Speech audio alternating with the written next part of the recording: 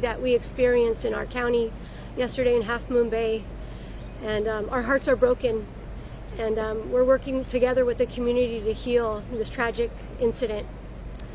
I'll go on and give you some additional information about the case.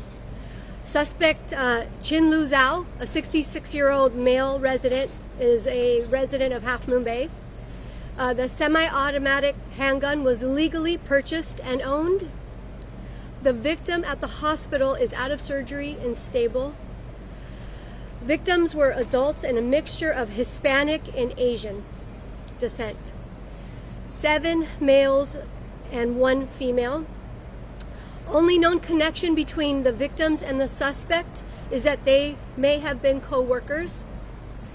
The coroner's office is still working on identification of the victims and notifications of next of kin. As some of these victims were members of our migrant community, this represents a unique challenge when it comes to notifications and identifications of next of kin. All of the evidence we have points to this being the instance of workplace violence. The Mounted Mushroom Farm, the first location, is where the subject was employed. I'd like to hand it off to now our District Attorney, Steve Wagstaff. Thank you. Thank you, Sheriff.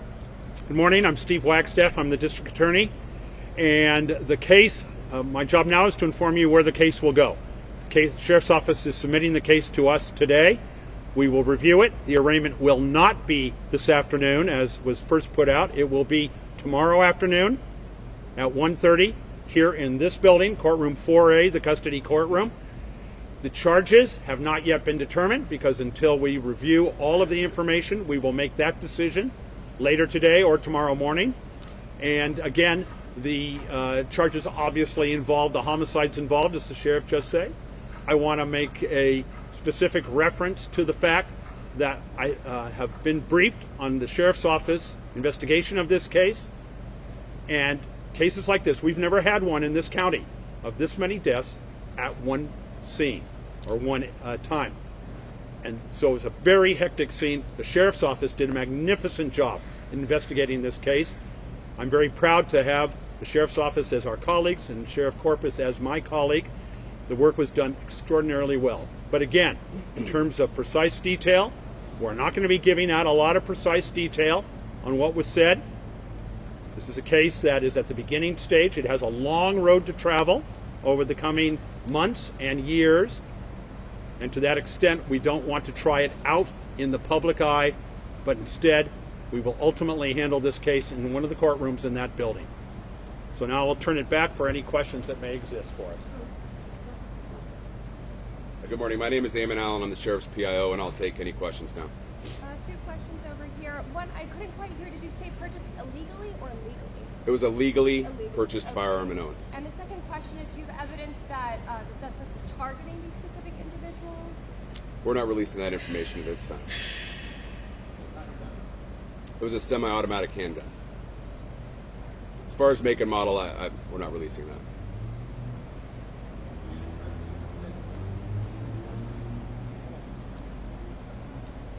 So he did not actively surrender to us. He was located in his vehicle in the parking lot of the Half Moon Bay substation. One of our deputies located the vehicle there and recognized it from the information we had from the scene. At that point, he started giving the subject commands. The subject was still seated in the vehicle.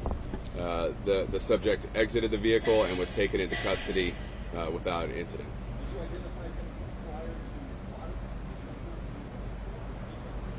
We did. We had the suspect information as well as suspect vehicle information. So it's understanding that he's been cooperating with the investigation and giving you information. Can you tell us anything about a motive for this massacre at this point? All the evidence we have right now points to a workplace violence incident. Workplace violence? Yes. What was he upset about? We're not releasing that information this time.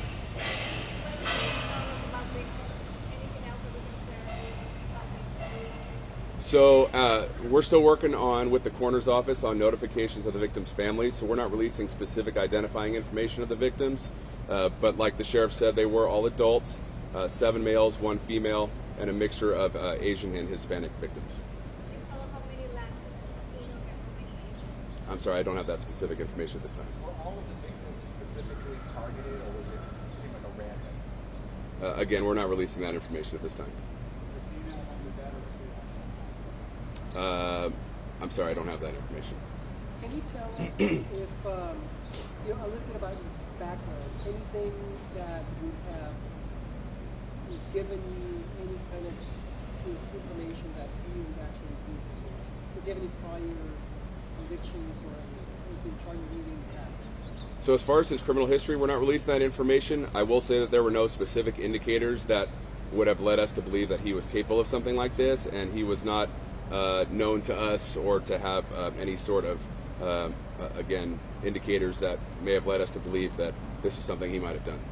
Now, he's a Chinese national. How long has he been in the United States? Do you know? We're not releasing any information as related to his status like that. I don't have the specifics as that for that. I'm sorry if this question's already been asked, but did the suspect say why he drove to the sheriff's substation? Why he apparently drove to the substation? We're not releasing that information at this time.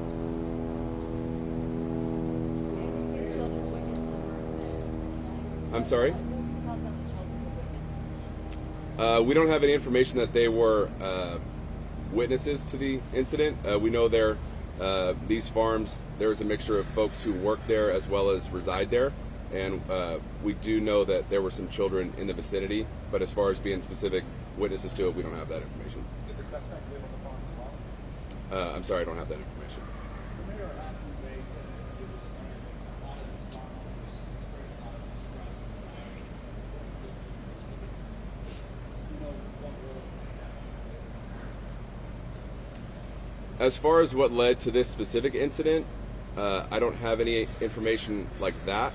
I will say that the coast has experienced its share of challenges over the last few weeks, specifically as it relates to all the incredible weather we've had. There's been flooding, there's been people out of work. So the coast has certainly had a share of challenges recently, and this just adds to that stress. Have you been able to do a search warrant at his home at all? Have you found any other weapons at his home? I'm sorry, we're not releasing that information right now. So I'll take maybe a couple more questions.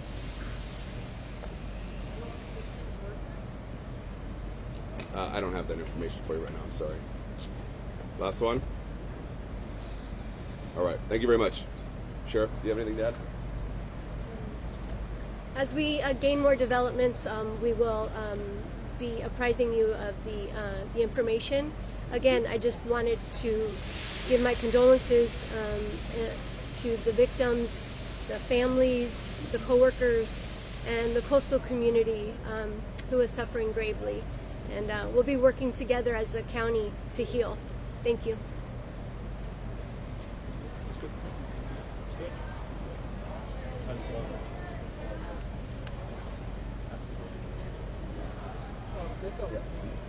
I will just stay with me and I'll... Yeah. Well, you know.